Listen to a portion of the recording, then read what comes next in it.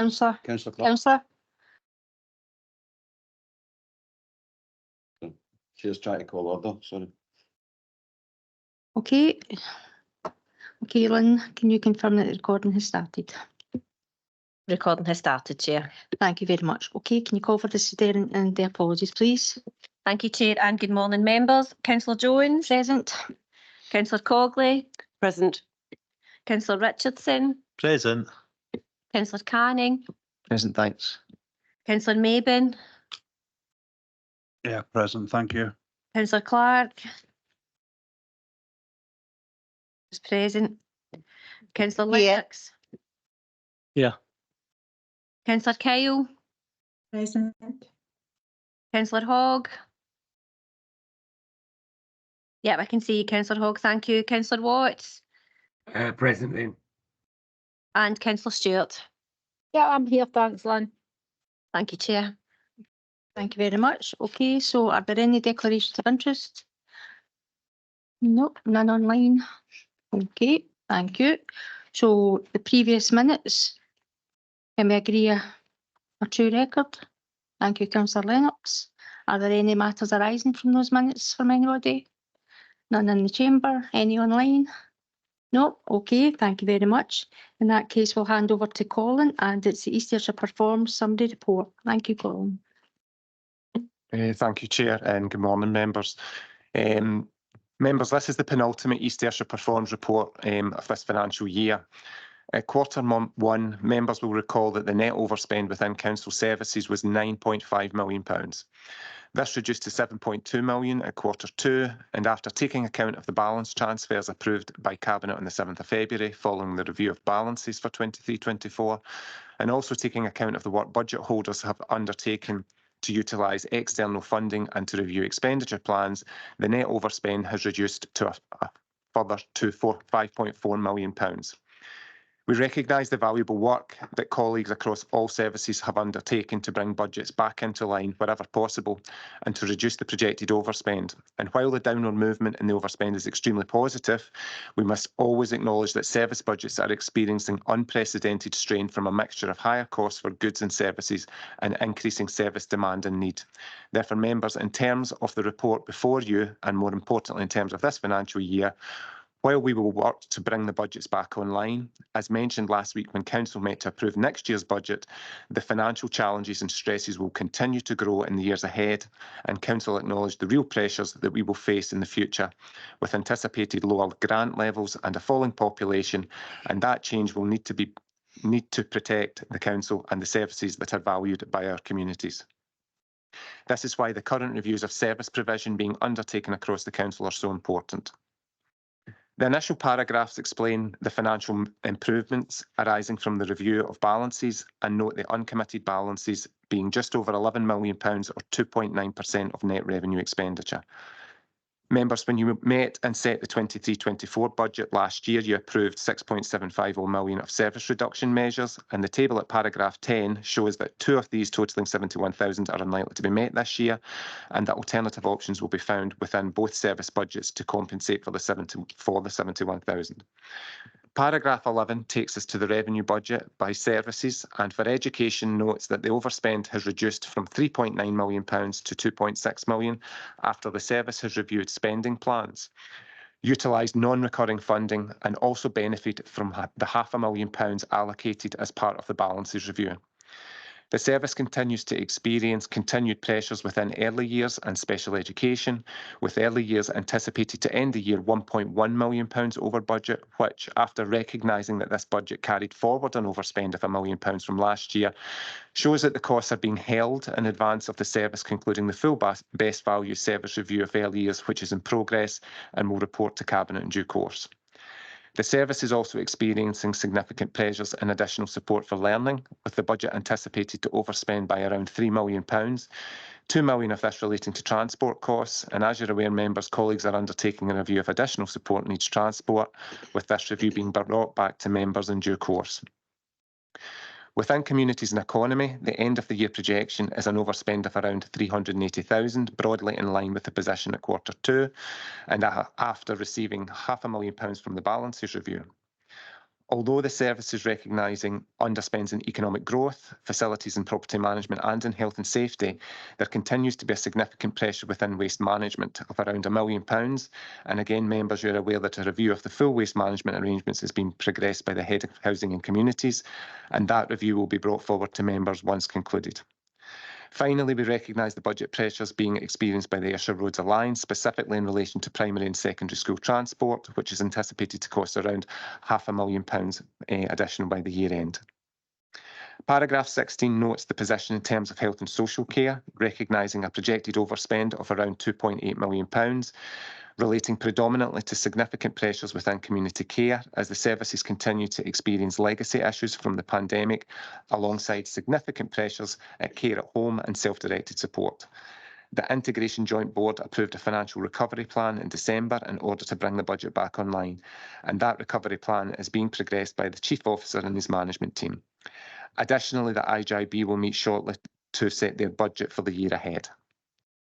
Paragraphs 18 and 19 note the works taking place at 12 to 16 Glesner Street, Cumnock, and note the challenges within this capital project which have led to costs exceeding the tender value by £120,000. And members are asked to approve when members were asked to approve that funds be provided by the Economic Regeneration Development Fund capital allocation in order to meet these costs. Chair, the People, Health and Safety and Risk Management sections are covered more detailed in the company report. I'm happy to stop there at that point and take any initial questions. Thank you. Colin, thanks very much. It's quite a detailed report, and it's really important that services are that their budgets are brought into line this year, or else they'll carry that forward to next year, and then next year, over the next 2 years, we know the council's to save £32 million. So it's I think it's bad just now. Just wait to next year and the following year comes. When the reviews come, the education review and the waste reviews, some will welcome them, and hopefully that will give us some room to manoeuvre for next year. Hopefully.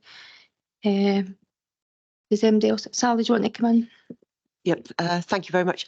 The waste management review that you've just referred to, Lillian, when are we looking to have that, please? Thank you.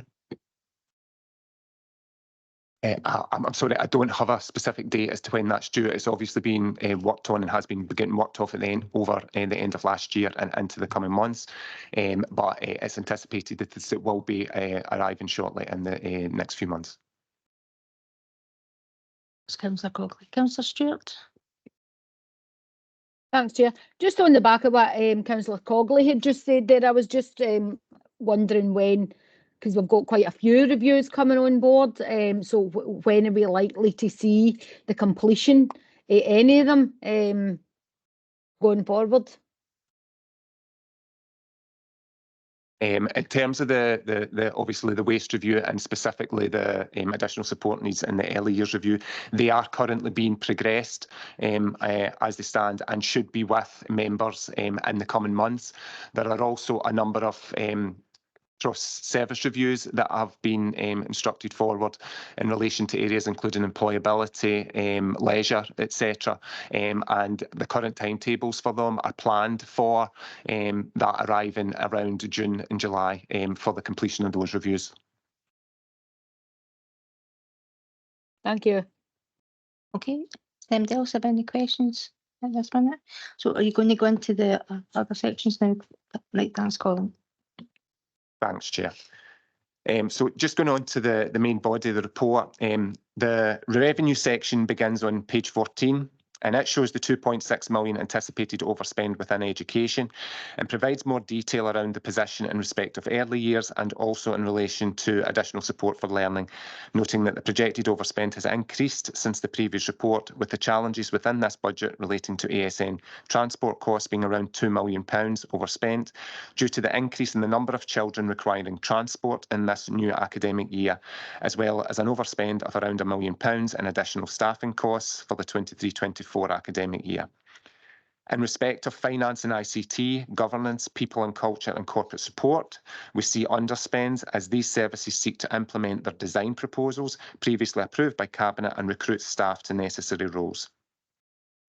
Communities and economy begins on page 16 and notes that there notes here that in respect of the Ayrshire Roads Alliance, the service almost breaks even with a very slight overspend of £28,000, but this is masking some real challenges in the budget, especially in respect of primary and secondary transport costs and a shortfall of parking income of around £400,000.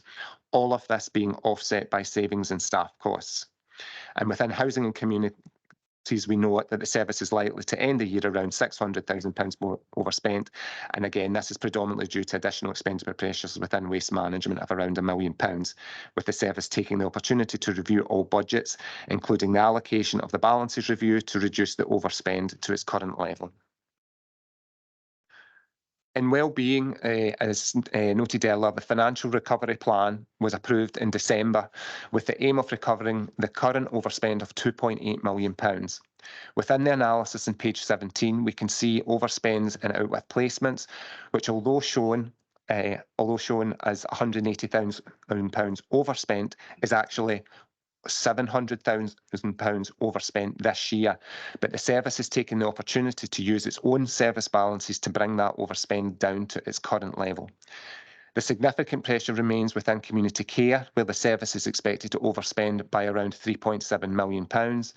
All previous COVID-19 temporary funding fully utilised, and as noted in previous reports, the service seeing overspends in older services of around £1.8 million, mainly due to community care staffing costs, an overspend of around £500,000 in physical disabilities, with learning disabilities also expected to end the year around £1.5 million over budget.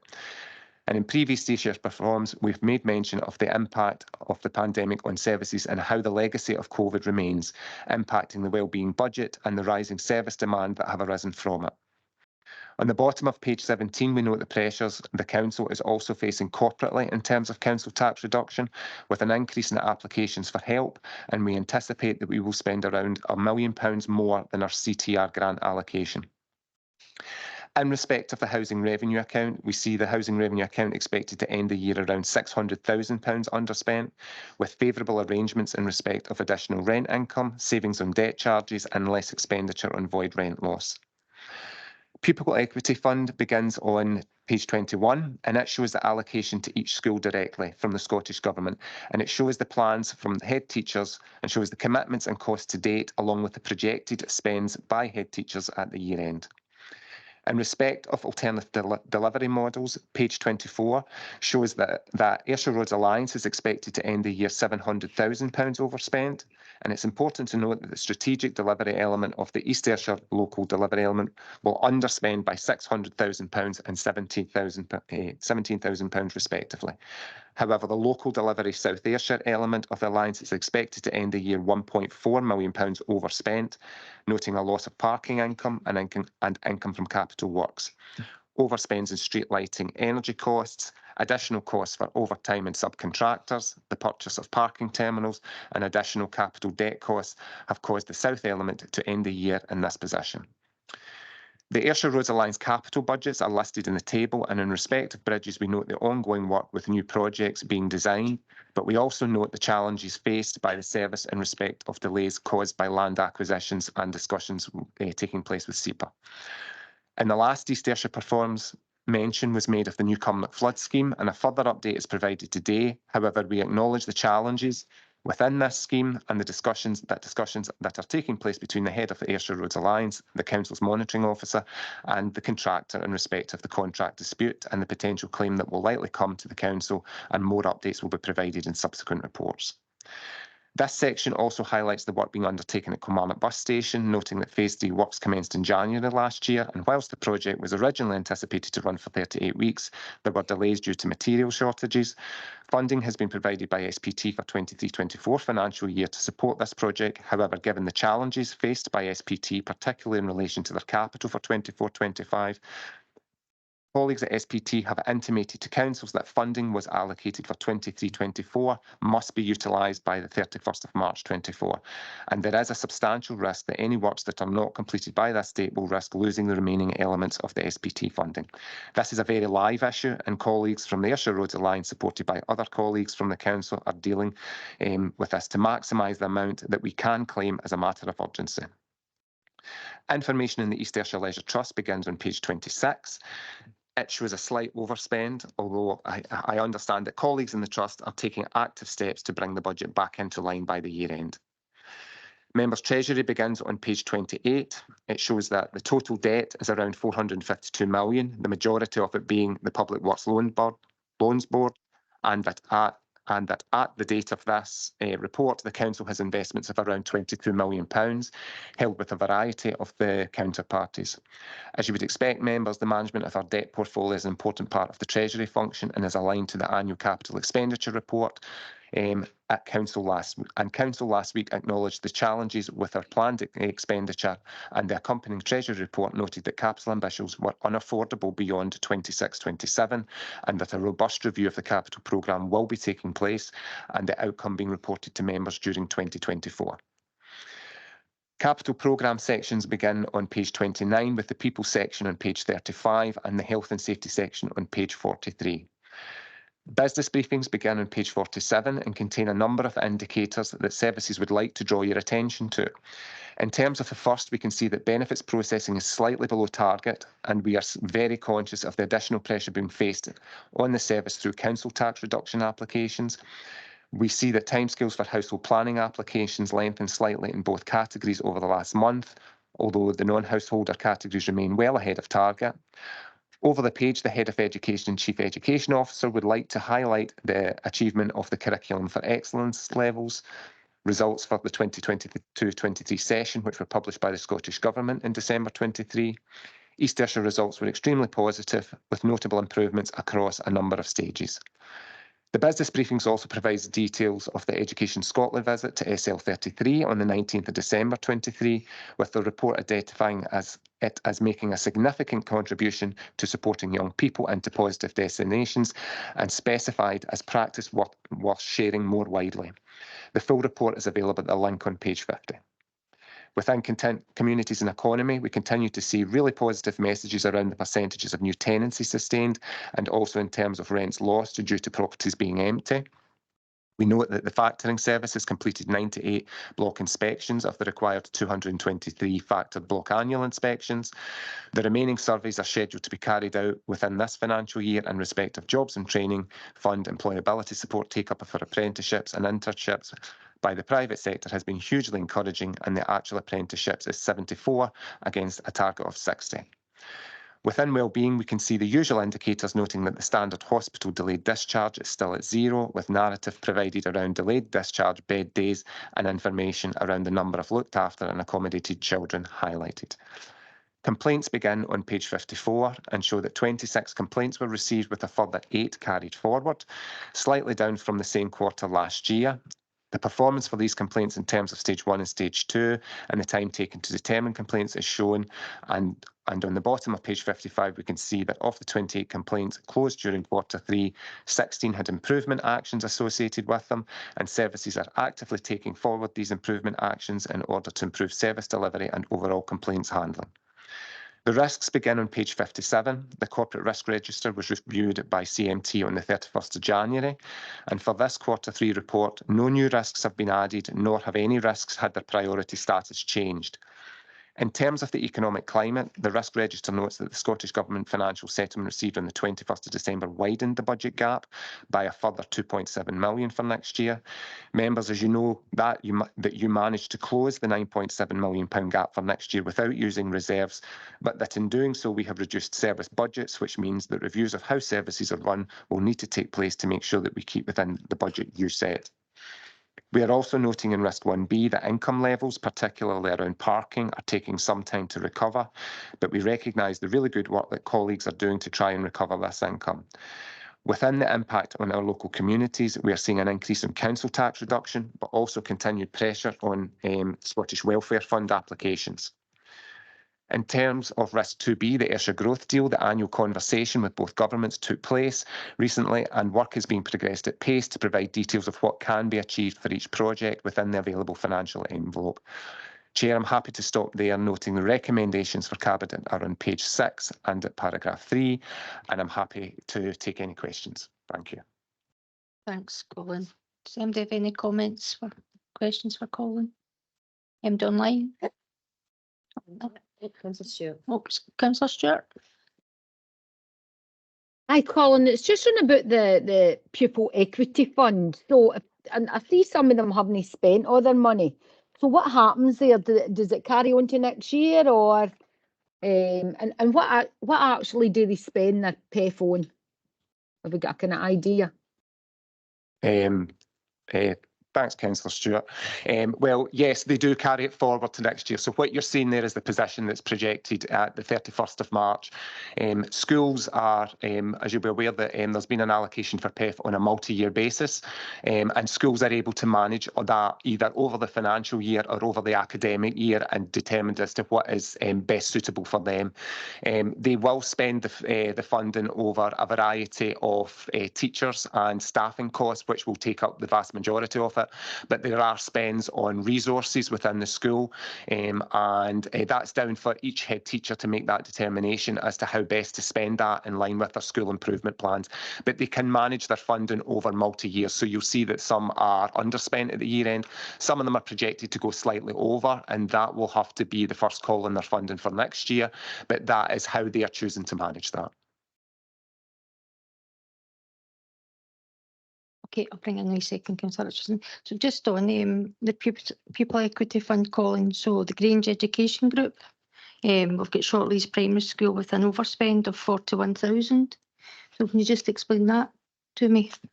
I don't have specific details on the reason for the overspend. I can certainly kind of get that in terms of the actual breakdown of the costs and the projection for that from education colleagues.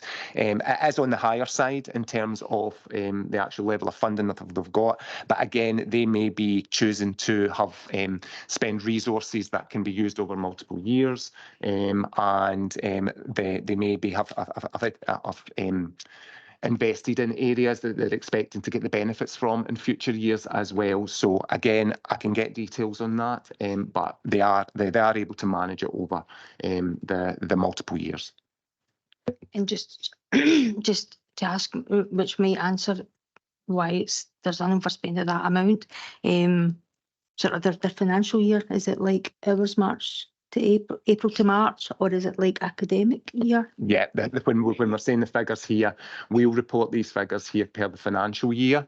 That's how we receive the funding from the Scottish Government. But ultimately, as you would imagine, most schools and a lot of schools are managed over the academic year, which was a problem initially for schools when they were getting single year allocations.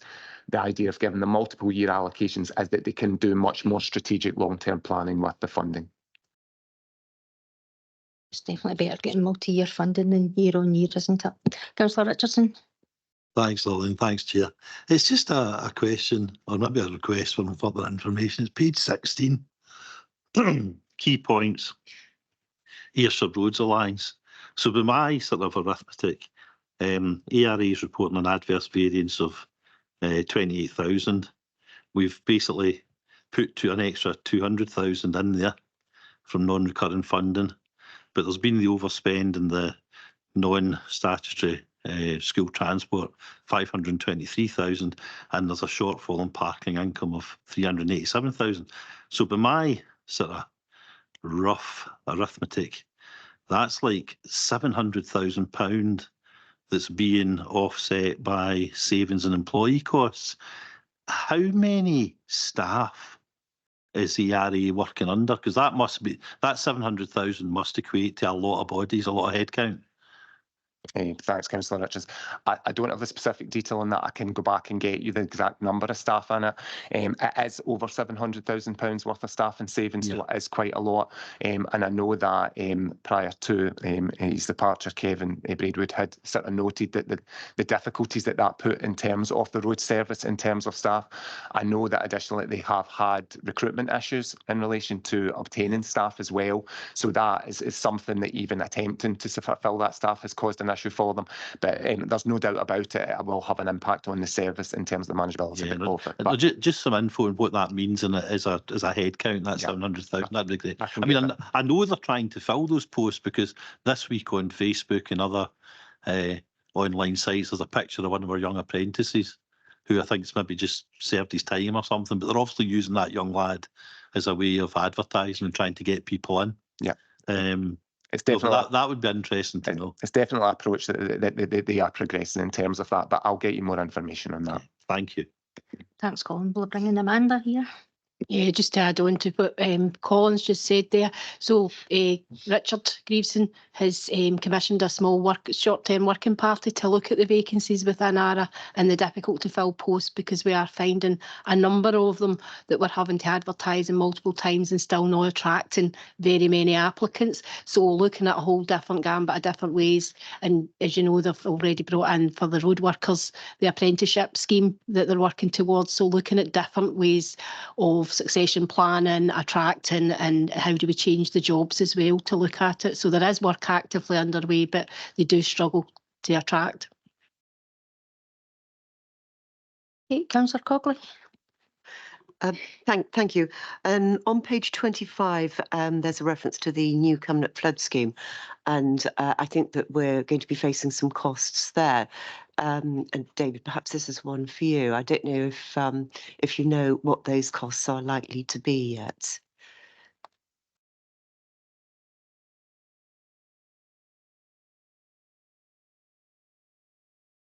Is it page 25? Flood scheme. Basically, the adjudication hasn't been initiated yet, and I won't be saying too much, obviously, in an open session. But as previously reported, the contractor, had intimated he believes he's due a further additional payment to the tune of nearly £2 million. So the council's position is that we have no liability for that, and we stand by the project manager appointed, who's of the view that the council are not responsible for their costs. It's all very technical. It's all about the impact of delay events, and then whether or not the contractor sought and did the best they could to mitigate the impact in terms of delay, about how they went about rearranging the programme of works. So the bottom line is as a headline, that the contractor had intimated they believed and submitted a claim for an additional £2 million. The council reviewed all of that, and there was a little movement on some round the edges, and then a smaller additional sum was paid, as well as that earlier additional £1 million through the life of the contract. So the position at the moment is, as we are anticipating a claim for £2 million, and I cannot really give any more insight that can go entirely in our favour, in which case the further cost is simply the cost of defending the claim, or it could go against us. It will come down to the interpretation of the contract and basically the rewriting of the construction programme, as should have happened after certain weather and other events impacted. So it's not so much about the occurrence of events that delayed the contractor, it's whether or not the contractor then did the best they could to minimise the impact in the programme, or whether in fact they've gone about things in a way that's caused them to incur additional cost that the council's not necessarily liable for. So it could go anywhere between 0 to 2 million. We are preparing in the sense that we are instructing reports, etc. So we'll be ready to go, because the thing about adjudication is it doesn't have a long lead in. It's always to the advantage of the claimant in an adjudication, because there's quite a short period between intimation of the claim and the process starting compared to a court process. So the headlines, as I said, is that we've had nothing further, but we're still in the process of finalising the account. So we're still in a period of the process where a claim could become, and on the basis we're not that lucky as anticipated, a claim will be made, and the ceiling figure I can put on it is as last intimated when they put it in through the contractual process, is we are best part of £2 million apart, but on fundamentally different interpretations of the contract to the events. And it's not just on the margins at that level. So it could be anything between no liability to that full amount. And the only other caveat is, as the tendency can be by the time these claims move from the contractual process to adjudication, it might not even be 2 million, it might be more. But as soon as we have the claim, we'll let members know. The fact that they choose to claim more doesn't increase our liability. That will be adjudicated or dealt with by the adjudicator. So, as I say, in summary, it could be anything between no further additional cost beyond the expenses of defending any adjudication, up to, if we are unsuccessful in that defence, an award for the full amount. although I don't think it will go to the full amount. But we have done everything we can through informal negotiation with the contractor, to try and close the gap. But it's one of those where someone is correct and someone isn't. And we believe we are, and we have all of that advice from our project manager. We're now getting an independent expert to verify that. And the bottom line is, unfortunately, this is one where the only way to establish liability will be through due process. Thank you. Thanks, David. Good to hear we're defending our position. Good. Did anybody else have any questions? No. Colin, can I just ask you to explain council tax reduction? So when you say that we're £1 million over what we're allocated, what does that actually mean for the council, and where does that £1 million come from? Certainly, Chair. We get a grant allocation as part of our settlement from the Scottish Government, which allocates an amount in order to cover what is estimated to be the amount of council tax reduction payments that we will have to pay out to local residents. As I say, I think it's just about over £9 million. Obviously, with the current climate and the difficulties that are being faced in the community, we are seeing an increase in the number of claimants that we receive, and we're anticipating that we will actually have to pay out this year more than £10 million in terms of that. So in terms of that, the council is essentially that has to be funded directly by the council in terms of that, and that we are receiving it. We continue to always provide data back to the Scottish Government about the level of council tax reduction that we have to pay out locally, and I know that it is a continued issue to debate within Directors of Finance about the appropriateness of the allocation overall across all authorities, and I know that ourselves and a number of other authorities make reparations about the level and the share of that, and that's something we'll continue to do to recognise the fact that we don't receive the level of funding that we believe we need, and is being evidenced this year particularly that we need in order to fund a council tax reduction. Thanks, Colin. Okay, Councillor Mason, did you want to come in there? Thank you, Chair. Community care on page 17. We're looking at overspend, older services, 1.8 million. Community care officer costs, an adverse position, just over £500,000. Learning disabilities, 1.5 million over budget. So it's about a total of about 3.8 million. It's eye-watering costs over budget.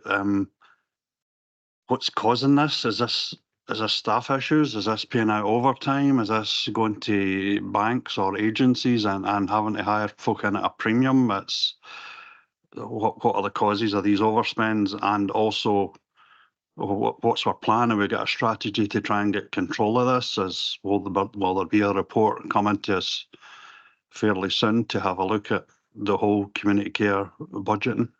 Thank you. So this will be the IGB. So are we expecting a report from IGB on the points that Councillor Maben raised? Thanks, through you, Chair.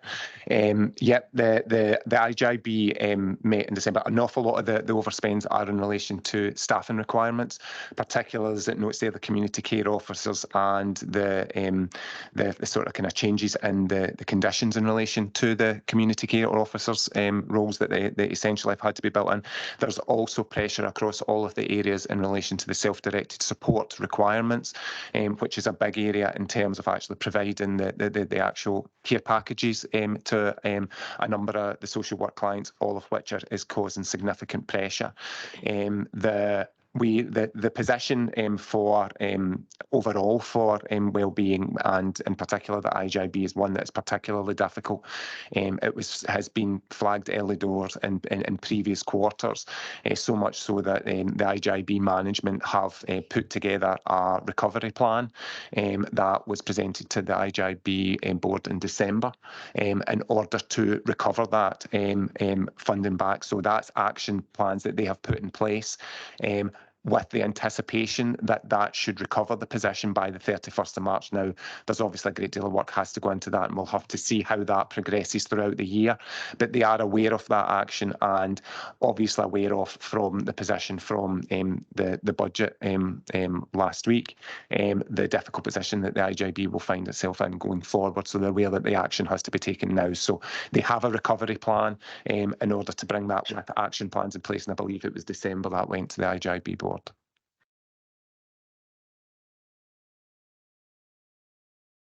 Okay, thank you. Different question. Page 24, it's going back to something Councillor Richardson also touched on, the loss of parking income, £387,000. It exacerbated because the multi-storey car park is now closing, so it's closed for a while, so we've no parking income from there. I believe we've also given away a car park recently to a local business who are moving from Kilmarnock South up into the town centre. David, do you want to come in? Just to assure all members and through you, Chair, that the council hasn't given away any car park. What the council did was take an opportunity to accommodate and deliver on inward investment. As has not been that well managed in terms of the communication, but has been reported through the Standard and other media outlets, as a particular organisation approached the council and indicated their intention and indeed ambition to take a lease of the former Tesco's at Fould Street, which is one of the largest empty units in the town centre, and indicated they were looking to centralise their business from elsewhere in Ayrshire and basically mainstream and centralise within the town centre of Kilmarnock. Part of their ask, and it was absolutely essential to their business model, was to try and replicate what I believe Matalan ran in Ayr, whereby you offer customers car parking for 2 free hours. And if you go into the designer rooms, they validate it and you get your 2 free hours. And thereafter, they would apply charges. And in terms of the lease, those charges can't be any higher and need to be in line with the council's charging regime. The negotiations took place. There is a lease for the car park. It's based on £10,000 a year rental to the council from the designer rooms. And when you add in the rental to the cost avoidance and maintenance and everything else and the rates the council doesn't now pay in the car park, then it was budget neutral in terms of the income budgeted for from that car park within the ARA budget. So they came and they asked all heads of service with an interest, economic development, ARA, myself, and from estates were involved in the discussions. The ask was considered in terms of the impact and capacity. Regard was had to the fact that the council was building and had committed at that point to deliver additional car parking at Sturrock Street, which is now in place, at Centre Stage, which is now under construction, and at Grange Street, which is still at the design stage. And I think we're waiting for the other building to be demolished before the further car parking at Grange Street will be formed. There was also consideration given that at that time there was the potential, and I won't go into detail again because we're in open session, but there was potential right up to December last year for a deal to be done at the behest of New River Retail, the owners of the Burns Mall. And as part of the proposed deal, they had looked at the future of the BHS building that they also own next to the Burns Mall. They had looked and considered at knocking that down and enhancing the car park there. And there was part of that deal was the potential for the council to take on a further lease of the car parking at the BHS as part of a redesigned Burns Mall. As it happens, New River Retail basically found rack at the time the rack hit the headlines. Everybody went and checked their buildings. They found a little bit of rack in the stores in the top of the building. I'm told it's confined to that, but notwithstanding, that just tipped the balance for them in terms of the cost of dealing with that, in terms of all the other costs. And New River now have moved their approach as that unfortunately they're looking to divest themselves of the ownership of the mall and are no longer pursuing that deal. But in terms of capacity, full consideration was given to the impact on public car parking for the lease to be granted before the lease was granted. So it's a full commercial lease. It wasn't given away. It's budget neutral. The impact and capacity was manageable and managed, as I say, through the provision and regard being had to the other provision. And as part of being able to attract this business into the town centre, there's a potential second win because they're also keen to centralise their head office and their storage facilities with an expanded unit at Moorfield, which would help with the delivery and the successful delivery of phase 3. So all in all, it was a fully commercial negotiation. The council was not compelled to do it, but the price of not delivering the car park on a commercial lease would have been that unit remaining empty and certainly not been occupied by the designer rooms.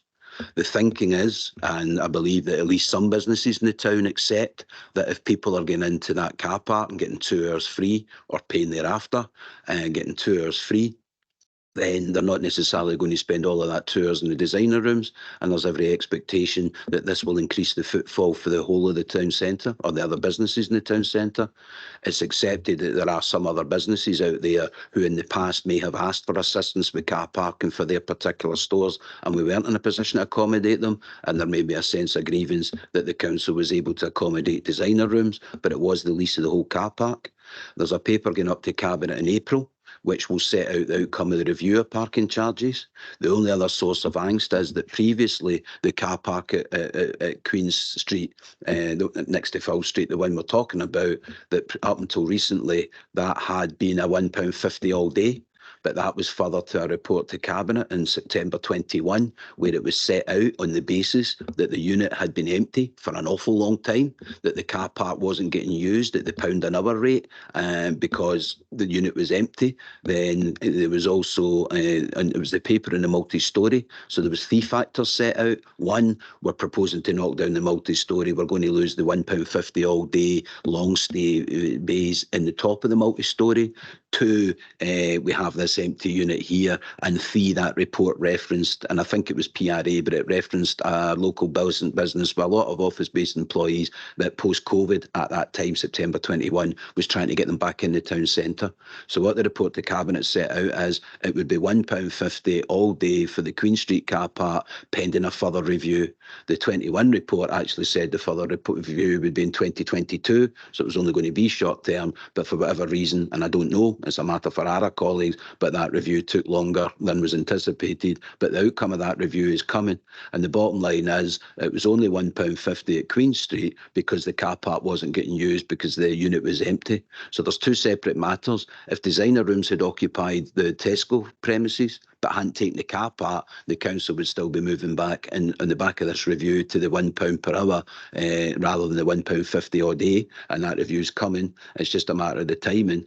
And it's not therefore the lease that's caused that. That would have happened anyway to bring them all into line. So colleagues are continuing to discuss with designer rooms, and the outcome to be achieved is that they'll operate that car park other than for the 2 free hours for those who get validation of their customers. All other aspects, we're getting to a point where it'll just operate the same as any other council one, apart from the 2 hours.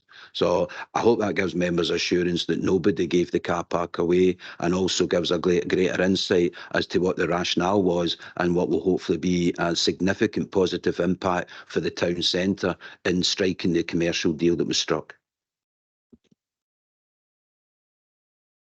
Councillor Mabin, you want to come back in? Yeah, thank you, Chair, and thank you, David Mitchell, for all the new information and the clarification. So whatever parking revenue we lost is more than made up for by the revenue we've got in a different way from the lease, and it's all positive for the town centre. Thanks for that. Can I ask about centre stage contractor? How much is that going to cost us? How much are centre stage paying, or is that part of another lease agreement? I think in broad terms that the cost of the project was somewhere around £1 million. Again, that was our decision that was taken by Cabinet at the time on the back of the CAT transfer, having regard to the works required and the best way to fit that in the available budgets. Council took the decision several years ago that Council would provide the car park provision, and I believe the last cost estimate I was aware of was around the £1 million mark. And as I say, that was in furtherance of a cabinet decision that the council would deliver the car park, having regard to what Centre Stage have already delivered and their budget and how that car park will be used. So I believe the figure was around £1 million. I don't have the contract directly in front of me, but it was of that order in terms of the cost of the works at the point when it went to tender, and the council chose to deliver that. And when we get to the capital paper, Simon's in the room, so if you've got any other questions on that, then Simon's here and he'll be able to answer your points. One more, okay? Thank you again, Chair. If I can have a look at page 31 in Ayrshire Growth Deals, the community renewable energy, the core That's in project. that's in the capital paper. We're going to ask Simon to introduce that. I'm too early. Right. I think so. Thank you. Page 31, yeah, that's you getting into the capital side.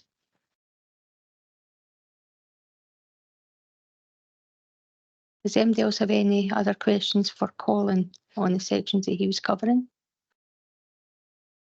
No, okay. Then can we go over to Simon with a capital programme? Thank you.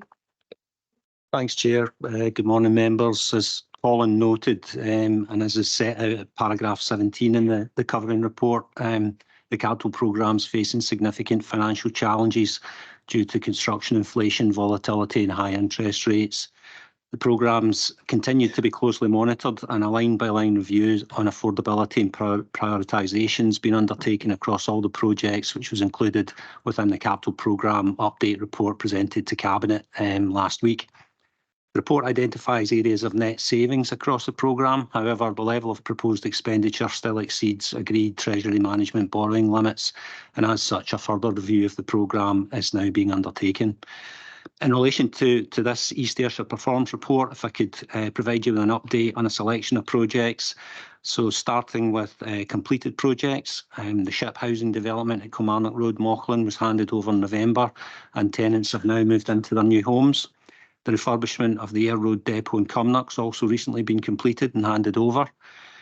There's approximately £28 million of construction contracts currently on site, which include the St Sophia's Enerfit refurbishment, which started on the 15th of January, the Galston Office and Library project, which also started in January, the new build Dunlop Early Childhood Centre, where external envelope works are largely complete and the internal fit-out is ongoing, and the SHIP programme development at Kennedy Drive, Kilmarnock, with works progressing to programme. Projects at design stage include Student Academy, where designs for the extension and refurbishment are currently being reviewed around future growth projections and essential needs. The Cultural Kilmarnock project, where design development at Reba Stage 3 is ongoing. However, the project faces challenges aligning the main funders' programme timescales. And with the Ayrshire Innovation Park at Moorfield as part of the Ayrshire Growth Deal, design works ongoing through Reba Stage 2 in consultation with key stakeholders. So thanks, Chair. Just a brief update on a few projects, but happy to take any questions. Thanks, Simon. Does anybody have any questions for Simon? Councillor Richardson. Thanks, Chair. Thanks, Helen. Simon, see the column on the right-hand side of these tables. Can you just explain to me what the numbers?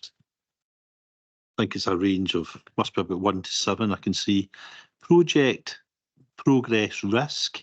What are we actually measuring there by those numbers in the column on the right-hand side? And there's obviously it's colour coded as well. Yeah, thanks to you, Chair. That column's sort of saying a couple of things. There's a key at the end of the capital section at page 34. So what we're identifying in terms of the colour is the risk associated with the project, whether that be a financial risk or a programme risk in terms of its timescales. And the number refers to the stage of development that the project's at in relation to the RIBA plan of work stages, which are listed there. So the smaller the number, the earlier in development the project is.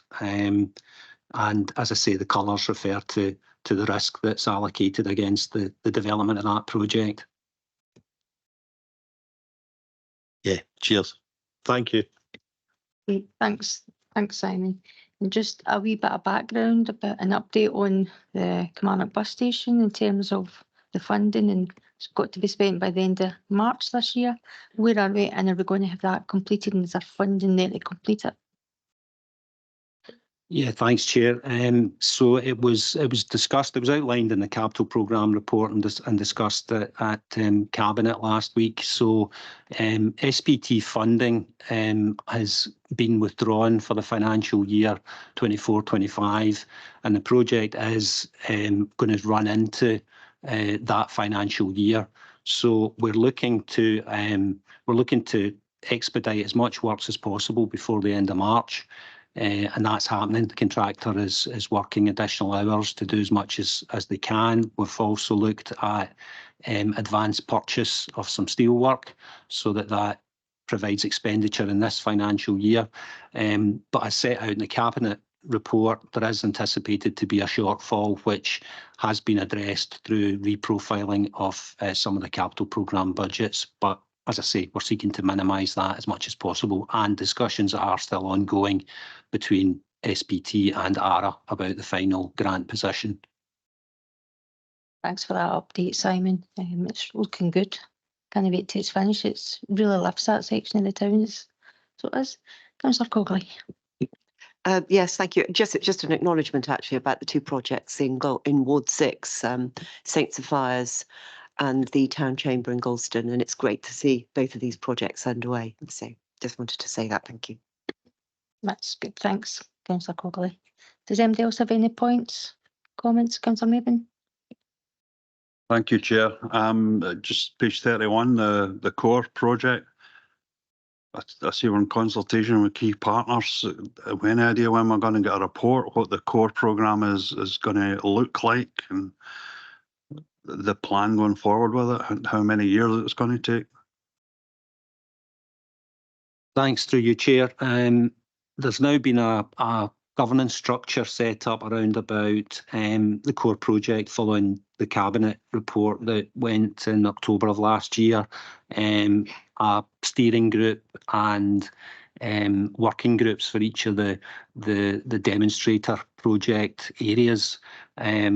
That's been established now, and these groups have started to meet, which will help to then inform the scope of the projects that will form part of the whole core. And in terms of timescales to bring a report back, I don't really have an indication of what that is just now. I could discuss with colleagues in economic development who are taking the lead on this to try and get a better understanding and provide information around about that. That would be helpful, Simon. Thank you very much. Okay, Councillor Maben? Yep. Okay. Is anybody online want to ask any questions? No. Okay. In that case, we'll go over to the people section. That's over to you, Amanda. Thank you. Thanks, Chair, and morning, members. The people pages within the summary report start on page 35, with the statistics for absence being on page 36. Noting there's an increase in the number of employees absent in the same period last year, but there were less work days lost, which resulted in a reduction of 0.47 work days lost compared to last year. Tables 2 and 3, just noting that if an employee is off multiple times within the 3-month period, then these figures differ for the figures in Table 1. And also noting that the figures that was requested at last governance and scrutiny are split into short-term and long-term absences for your information. Page 37 details the occupational health activity, and it shows an increase in 209 occupational health appointments, 47 early interventions and 40 physio appointments compared to the same period last year. The disciplinary activity at page 36, there were 6 other outcomes and 2 still under consideration, and just as means an update, the 6 other outcomes were 4 individuals resigned just prior to the disciplinary hearing, and the other 2 outcomes were no further action. The 2 under consideration, one has been closed off and the other one is currently on hold. Page 38 notes the headcount across the council has increased compared to the same period last year by 74, 1%. The biggest increase being permanent employees within health and social care, and noting that both the headcount and full-time equivalent has increased with both permanent and temporary employees. In pages 38 on to 39, developing our young workforce, there's an increase in the total young people of 12 compared to the same period last year. However, a decrease of 8 of modern apprentices, but on a positive note, 7 out of those 8 have moved on to positive destinations. Page 39, it gives the breakdown of jobs and training fund. And so within the council, we have so far recruited 140 people, which is broken down to 109 modern apprentices, 2 graduate apprentices and 29 graduate interns. In addition, there's been 33 apprentices and 3 graduate interns employed to local businesses, which brings the total to date to 176 out of the possible 200. 29 of these young people have moved on to positive destinations, either permanent roles within the council or other businesses. And we're currently working with services to finalise the bids for 24-25. Recruitment is also noted in page 39. Again, just as we mentioned earlier, there continues to be a number of hard-to-fill posts within health and social care, ARA, education, some specific teaching posts, technical music and HE. The workforce review group that meets on a monthly basis to review and consider the vacancies just met this morning, and we are currently undertaking a review of that group as well. Payroll activities detailed on page 40, showing that there is an increase of 468 in terminations on the same period last year. This continues to be around the work that has been undertaken to reduce the number of bank workers and cleanse the system. I also note that the number of cars leased is currently sitting at 486 compared to 295 last year, and that continues to grow. Our communications overview with highlights of activities and campaigns are on page 41, and OD key performance areas are detailed in pages 41 and 42, which we've expanded to give members more information, noting that the lower numbers within the induction and the FaceTime continue to be progressed with the OD business partners with the services, and the People and Culture Manager for OD meets with the Deputy Chief Execs and the Chief Exec to try and move that on. I'll stop there and happy to take any questions. Thanks, Amanda. Does anybody have any questions or comments for Amanda? Councillor Cogley? Yeah, thank you very much, and thank you, Amanda, for your report. Page 36, where we're looking at absence, and I mean the stats haven't varied hugely since last time, but it's a big number for stress and for musculoskeletal, and I'm looking at the occupational health activity. And the physiotherapy activity. Is there anything more that we can be doing so that we can reduce those absence rates in those areas that are particularly high? Thank you. I think there's always more that you could do, so we keep at it, and colleagues in health and safety work very closely, and David will cover some of that within his report. We have introduced the wellbeing action plan now for folk to get that bit of buy-in as well, because it's not all about the employer. The individuals need to take a level of responsibility as well, and by doing it that and taking it out a risk assessment, we hope that's a bit more engaging for folk rather than seem threatening. We have, as we talked about before now, started the additional resource within my team to look at absence and particular stress across the council to make sure there's consistency. We we've got early intervention. We're one of the very few councils that does that, and you'll see the number of appointments for that has been up as well. So it's making sure that everything's consistent. There is not one thing that we think that we're not doing, but making sure that we can do it better and more robustly is the bit that we're looking at just now. But we're always open to looking at new solutions and new ideas. It's a high number, but we continue to battle our way through. Thank you. I mean, it's reassuring that you're not complacent with what we're doing. You just can continuously looking at it. Thank you.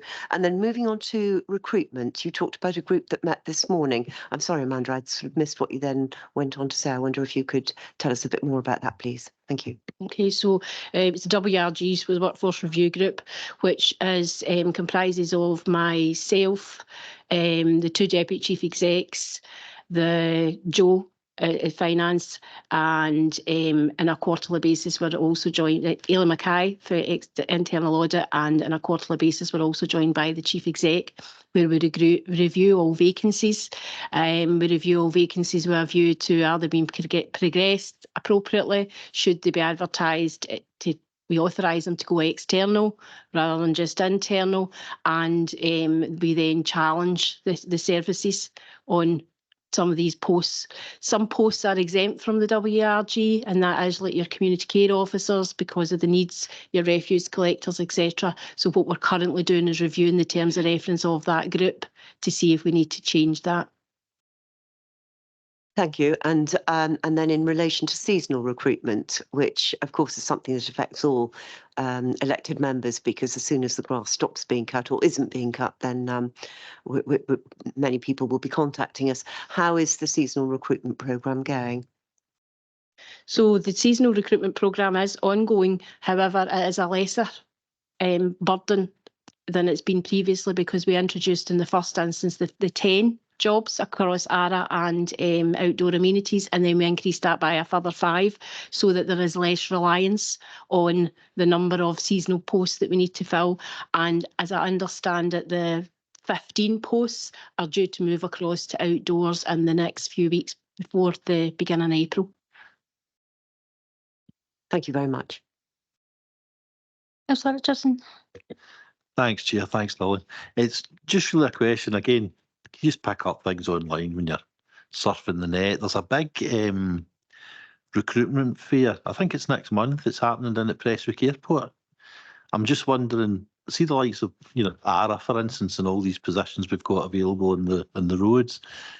Do we go and set up a stand at those type of events and specifically try and market the posts we've got available at through roadwork ARA at these job fairs, etc.? Through you, Chair. Yes, we do. We proactively go to job fairs that's appropriate, and it's represented by some services or sometimes all services, depending on the needs. So we're the jobs and training team are actually running 2 job fairs this month for apprenticeships, and all services are being represented there as requested. There's further job fairs that we attend, but we also attend colleges, schools as well. Now, we were kind of paused with that a wee bit with COVID, but we were getting back in and about and getting out to schools to make them understand what the roles are and what's involved. And as I say, we go to the colleges like Ayrshire College, and then for the likes of social workers, etc., we go to the universities as well. Thanks for that. It does sound as if we're trying everything we possibly can try. Just keep at it, I suppose. Thanks, Councillor Richardson. Councillor Canning, you want to come in? Thanks, Chair.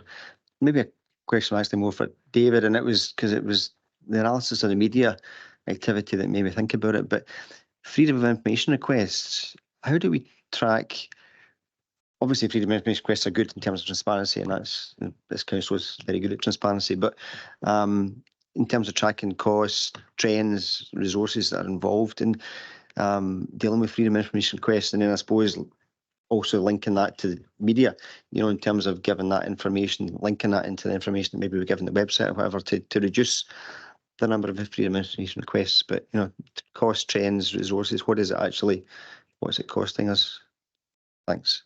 I think there's a few aspects that I don't think we'd be able to give you a figure for what it actually costs the council to respond, because when FY requests come in, if they're one service specific, they come into the general inbox, they are allocated out to that service, and it just becomes part of that service's normal operational burden or duties to then provide a response to that request.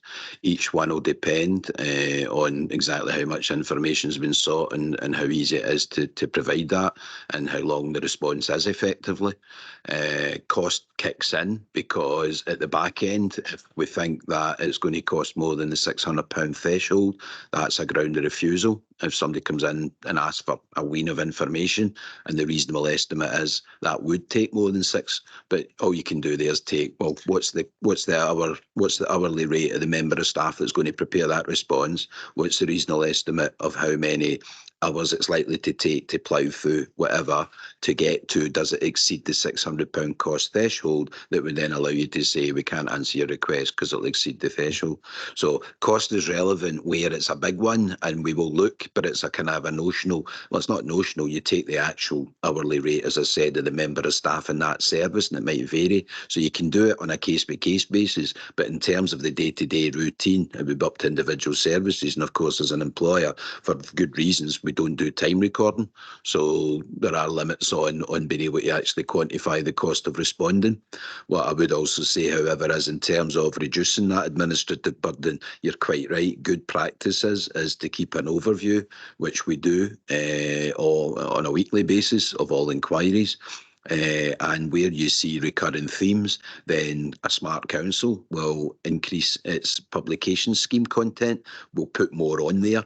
So if you're regularly getting asked for something, it makes sense to publish that information on a regular basis in the website, because one of the responses to an FOI request is we don't need to provide that because it's on the website. So we can reduce that cost, we can manage that cost by being smart about how we deal with repeat requests by offering it up, and that's back to your point about transparency.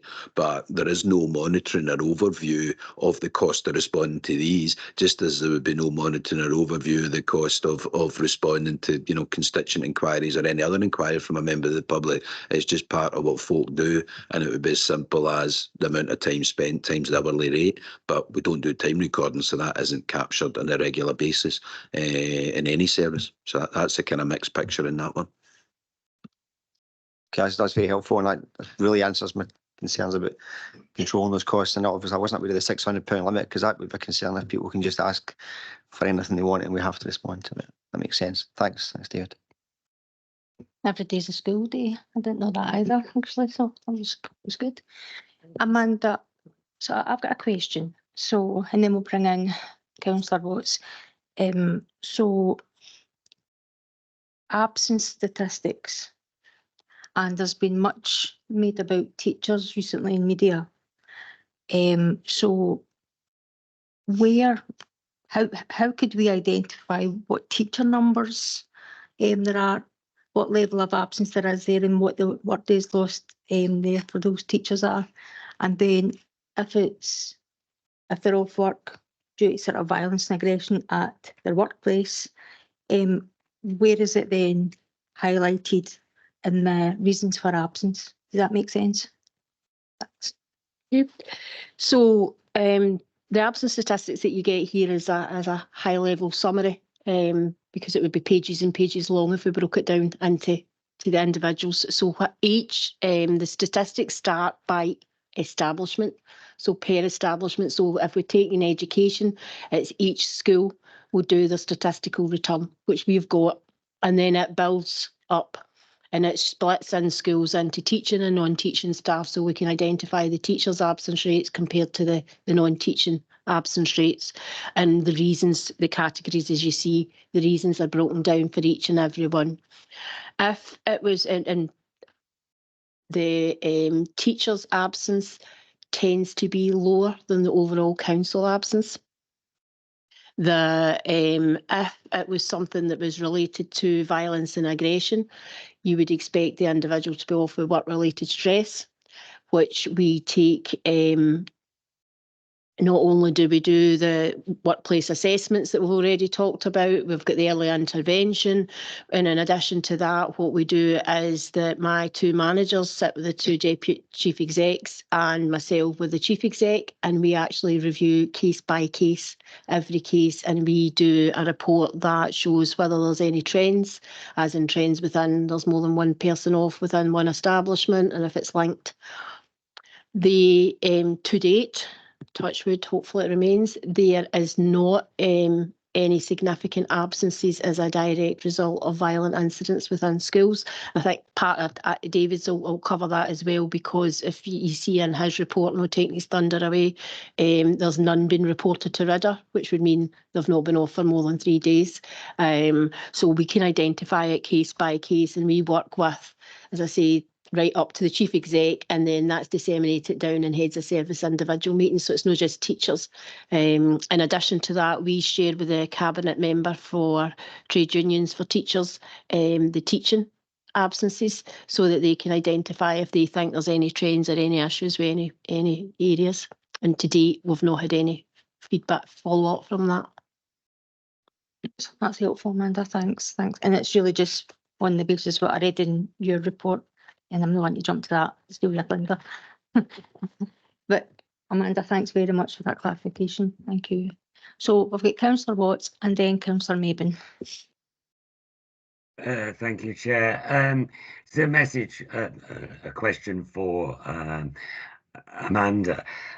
On page 41, under the Welcome to East Ayrshire, the online welcome induction,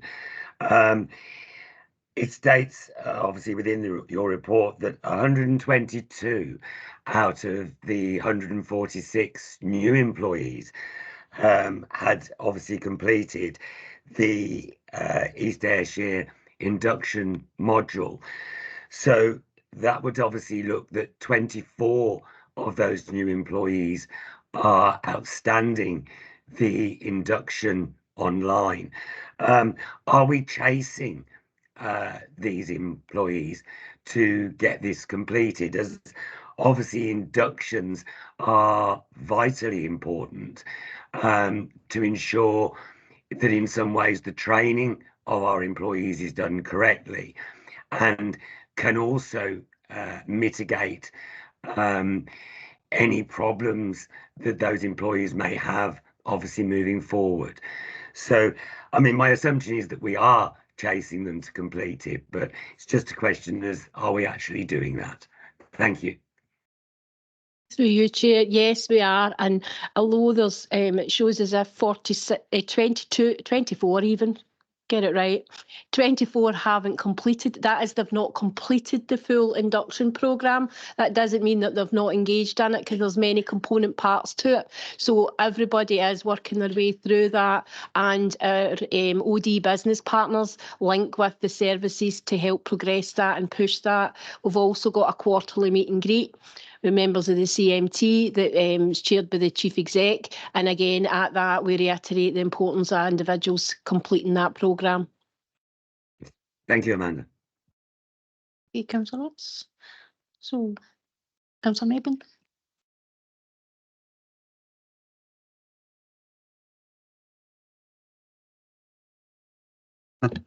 Right, thank you again, Chair. Page 38, looking at the head count. For a council that's found itself in very severe financial challenges, 9.7 million in cuts and savings we've had to achieve and agree, it's quite surprising to me that the head count is actually going up. I think for members of the public on the outside looking, we'd be thinking, well, 9.7 million in cuts and savings, that they're going to be letting people go, or they're going to not be replacing people that retire or transfer or move somewhere else. So the headcount's increased by 74 and then by another 56. So we add those together, yeah, that's 130. Why is the headcount increasing when we're under severe financial pressure? could be wrong, but it might be apprentices and graduate interns. Amanda, just what you alluded to earlier in your report. I could be wrong though. Yeah, so there is, so there still is some areas of growth within the council, and in addition to that, we have increased the establishment by 200 and taken on 140 there for our graduate interns and our apprentices. We've grown with young people. I think all services do their service redesigns. They review their services on an ongoing 3-yearly basis. So they take cognizance of that. And given the budget last week, that the majority of the posts that were cut, there was only one individual employee in it, were vacancies. So people do manage them as they go along the year and delete vacancies where possible to not affect individual employees.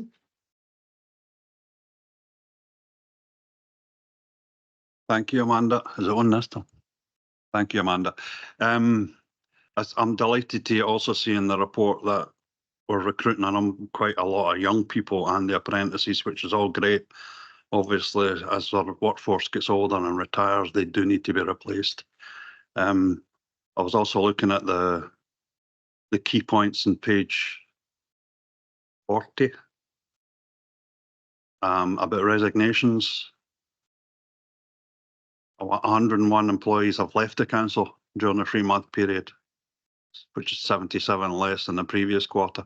10 resignations, community care. Do we replace every person that resigns or leaves? Or is there some of them where we make the judgment that actually we don't need to replace that person? We can manage without? For you, Chair, every vacancy is reviewed when it becomes vacant, and the service has to take the decision as to whether or not it's essential to fill the post. It's called a RAF process. That's the recruitment admin, and they've got to put in there the business case and the justification as to why they would be advertising the post when it had become vacant. So each one's reviewed individually.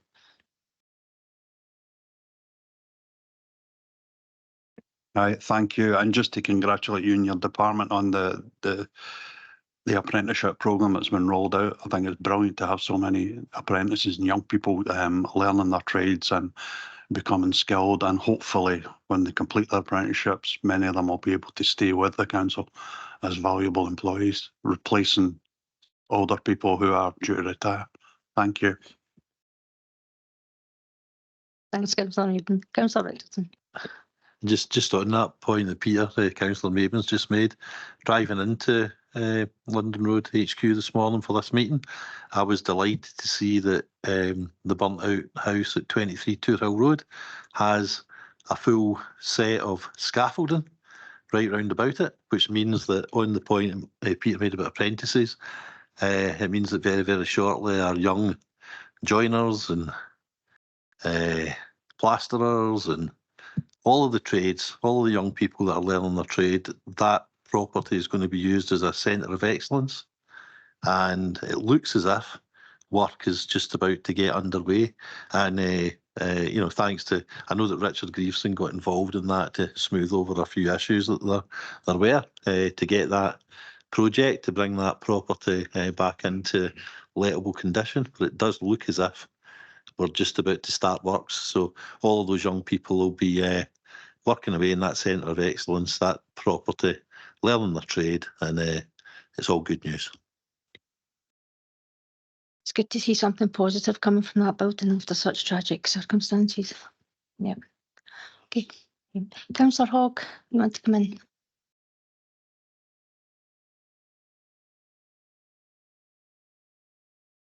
I think you're on mute. Councillor Hogg. I can't hear you.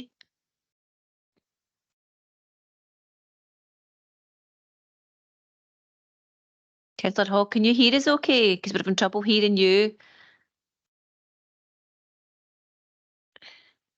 Ask if she wants to use the chat function. Do you want to use the chat function, Councillor Hogg, and I can repeat it for you?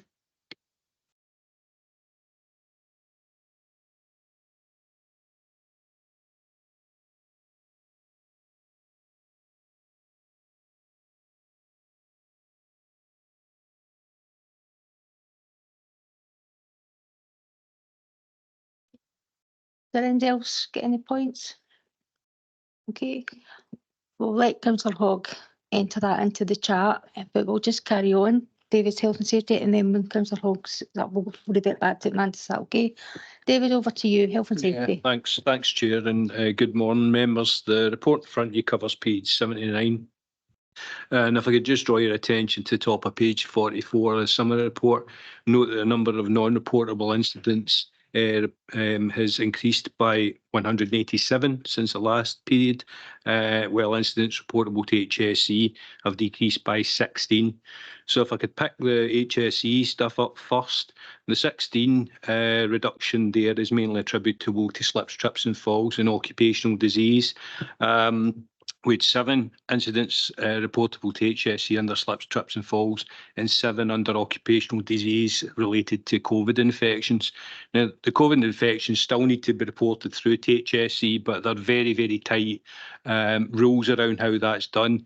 And naturally, as we move to a situation where people are not testing themselves and therefore can't confirm that they have COVID, then you're naturally seeing that bottoming off. So what you're effectively seeing is the kind of tail end of those reports there.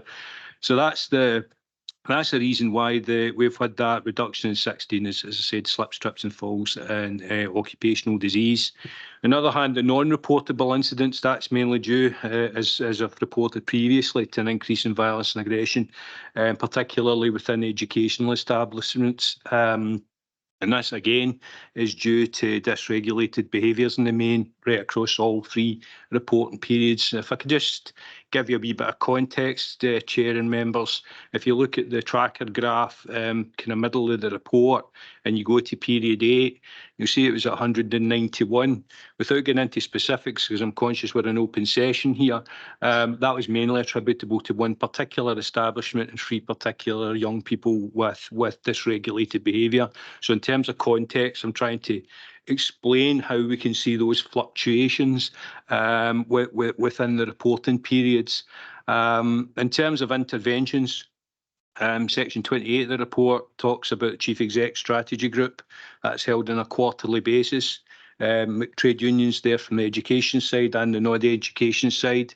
We discuss violence and aggression statistics at that and what measures we can take to bring those figures down at those meetings on an ongoing basis. And I also chair a focus group in the education and non-educational side, looking again at what we can do to bring those figures down as much as we can.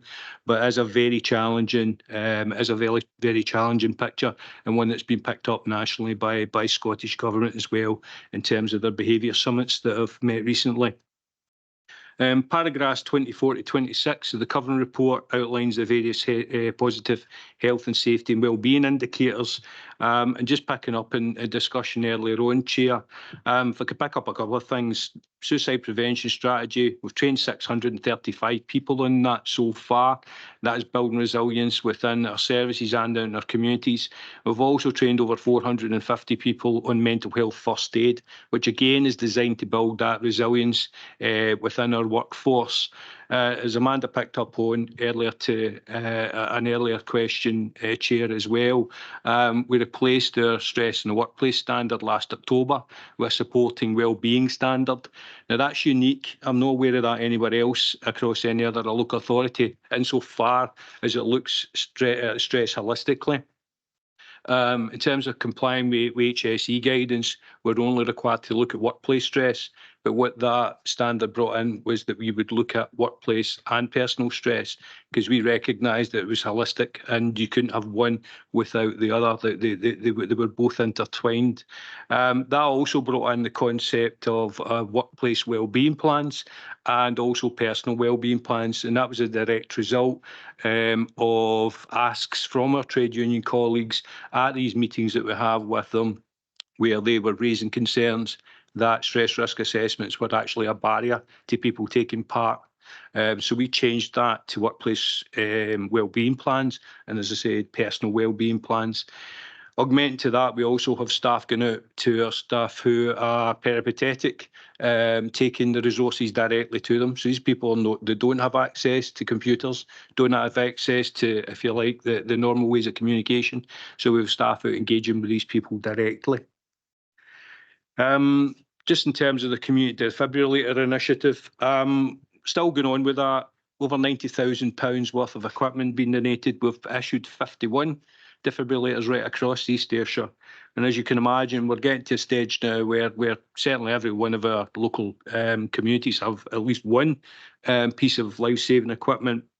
So we've now moved to a just-in-time model.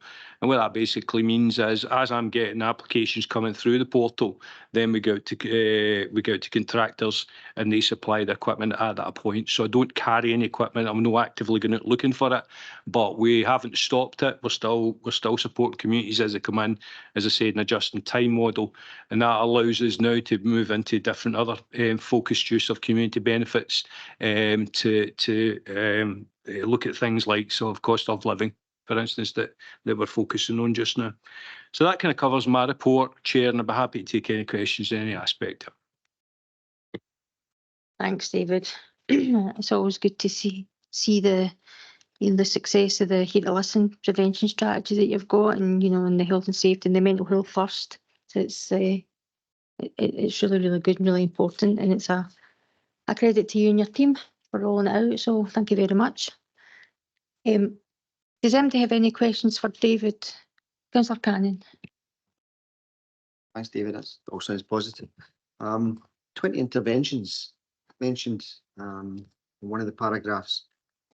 That's interventions by people that we've trained? It's not necessarily interventions of people at their workforce, or is it? I'm assuming it's not, but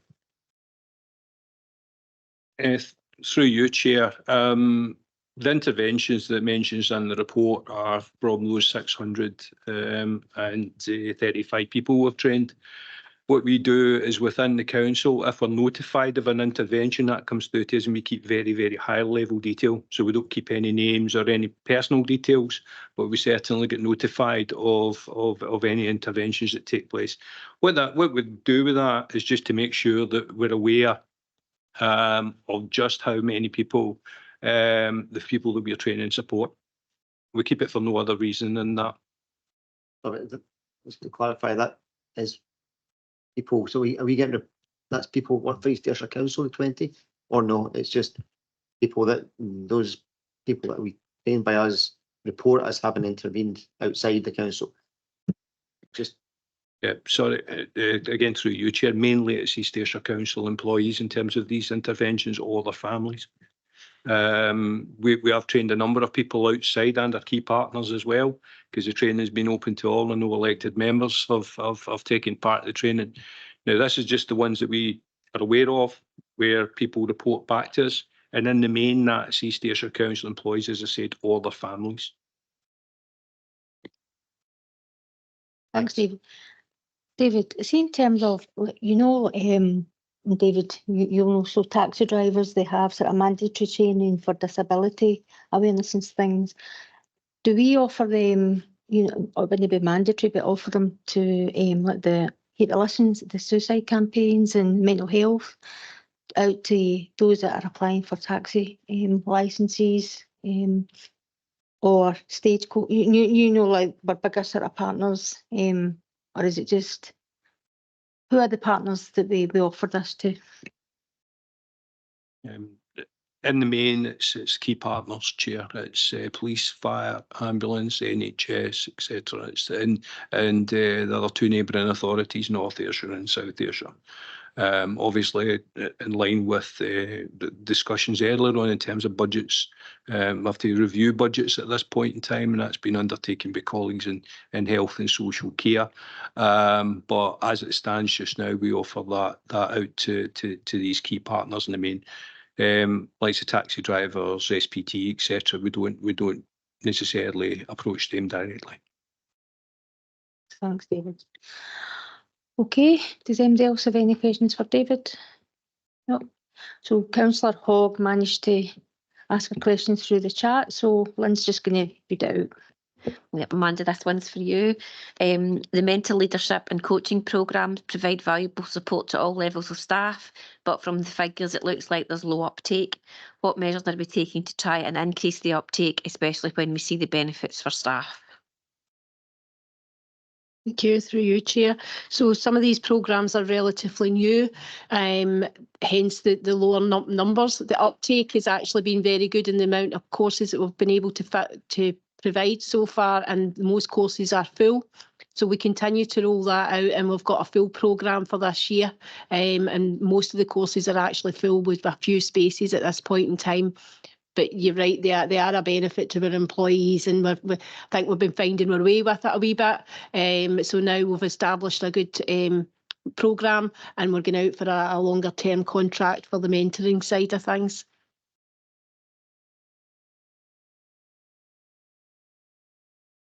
Okay, Councillor Hogg, did you get that? Perfect. Thank you.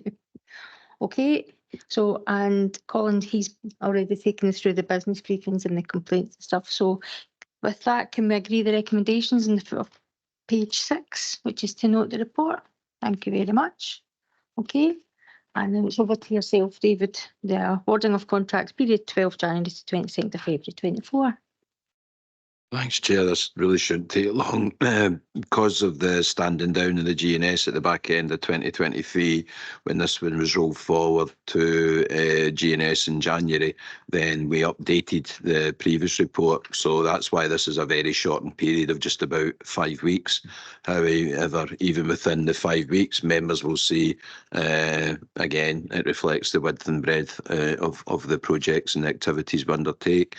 And just ironically noting that in page 64, we've already had reference this morning to St Sophia's, and members can see there the award of the contract to Fleming Builders Limited in terms of delivering that project.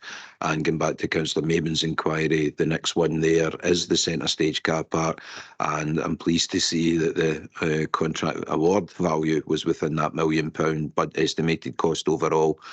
So that's the cost to the contractor. I think there might have been design fees to get to this stage of having a scheme to deliver, and then there's the internal charge as well. So the £1 million figure, I think, won't be that far off the final outturn, but that's certainly the value of the contract at just over £750,000 for the delivery of the car park. And then you've got another 2 or 3 there. I don't know if members have any issue. We talked about community benefits, Chair, and as we've explained before, the focus on the big ones. You can see, for instance, when you look at Fleming's and when you look at even advanced construction, for the bigger contracts, capital works, then you're looking at serious benefits in terms of, you know, job opportunities, training opportunities, apprenticeship opportunities. With the smaller ones, obviously, community benefits are pro rata proportionate to the nature of and the value of any contract. So smaller value contracts, the focus has been, for instance, as members are well aware and have heard about, is the defibrillators. Procurement and health and safety colleagues have worked well together over the past few years. And where the position is, where there continues to be a demand for defibrillators, we will continue to make that ask of appropriate contractors going forward. But it's not one to the exclusion of all else. Colleagues are also working with Mark Hunter and others in facilities and properties management to deliver, as we said before, and secure contributions to the healthy living packs, the healthy eating packs. We can't take money and we can't take food, but we can take cooking utensils, air fryers, all these kind of things that people actually sometimes find they need to actually be able to produce healthy meals for themselves. So it's all part of that approach. And certainly in some of the ARA contracts, there have been a move to having bikes delivered for children in the area and securing bicycles. So we'll continue to look at that and try and match the community benefits with the identified areas of need, so that they are truly of benefit. Noting, as I say, that we cannot and should not take money off contractors. It needs to be contributions in kind. So that's just a wee touch there in terms of why you see a range of different community benefits, because not all contracts lend themselves to the full range, and we try and match them to what is relevant to the contract and what's proportionate to the value of the contract. Thanks, David. It's always good to see the community benefits in the varied range, especially cost of living benefits. That's really good. Councillor Richards. Thanks, Chair. It's really just a quick question for David, and he might not know the answer to this. This is just coming from myself and Councillor Cowan. attended the Hillhead Primary School Parent Council just the other night. And the teaching management team and a lot of the parents were waxing lyrical about Beat the Street, which I believe has already been implemented in South Ayrshire. Now, from what I picked up, and this might not be what Beat the Street is, but I picked up that it's a sort of after school activity or even before school activity that kids can enter into in their local area, where they basically, I think they find clues and then they find treats and stuff in their own street, basically. So if you find all this stuff, you've beat the street. I think that's how it works. David can maybe tell me if I'm barking up the wrong tree there or not. But my question is, obviously, Hillhead Primary School Parent Council were asking, are East Ayrshire looking at this? And if they are, will there be anything implemented in the Alton Hill area, which is the area where Hillhead's based? So basically, is it okay for me, again, people here might know the answer. I know that the contact person there is Lisa Snedden. I take it it's okay for me just to drop Lisa an email and just ask her that question? There's probably no need. I'm not quite sure. I'm trying to work out why it's there. There was 2 papers went to the same cabinet. And the bottom line is, it's like the old, 32 councils will give you 32 versions of anything. But there is a slight variation. The point is that East Ayrshire's put in an equivalent scheme already. So there was 2 papers went up to cabinet at the same time. One was to get authority to deal with, and I cannot remember the name of the other one. They're slightly different names. So there's the East version, and then there's the South version, which is the Beat the Street. So each council preferred a different scheme. So because ARA run both, this is the contract for South, because it states that in there. Beat the Street's the contract for South, because ARA obviously had to deliver the Beat the Street for the South. But at the same time, at the same cabinet, approval was given to ARA to deliver an alternative version. And it's not for me to defend why there are more than one version, but an alternative version that was seen to be more suitable to East Ayrshire requirements, and that was also put in place. So I don't know if it's just the timing, because that was just the back end of last year, and if the East Ayrshire one, because I know it's been delivered, at least now also been awarded. So I would have thought they would have both been in there from memory, but it may just be it didn't make the cut on the date. But I can assure members that there is an East Ayrshire equivalent to Beat the Street that was approved by the same cabinet on a separate report with a different provider, because they all have their own concept. So if you like that scheme, you go to that provider because that's theirs. If you like Beat the Street, you go to Intelligent Health Limited in Reading. So there is an equivalent already approved by cabinet and in the process of being put in place for East Ayrshire. It's not called Beat the Street. It's called, I better not say Mile High, that's entirely wrong. But I think the word mile's in there somewhere. So there is an equivalent there, and what I'll do is I'll just get Lisa to circulate to members of the committee confirmation of the other contract award, which I presume was either missed here, but I think came a wee bit after the 22nd, and therefore couldn't have done, not the 22nd of February. So we'll get confirmation and we'll include it in the next report as well. Thank you very much, David. Is there any more points or comments for David? Okay, can we agree the recommendation? Note. Thank you very much. Okay, thank you very much, colleagues. That's the end of the meeting. Thank you all for your participation and input. Thank you.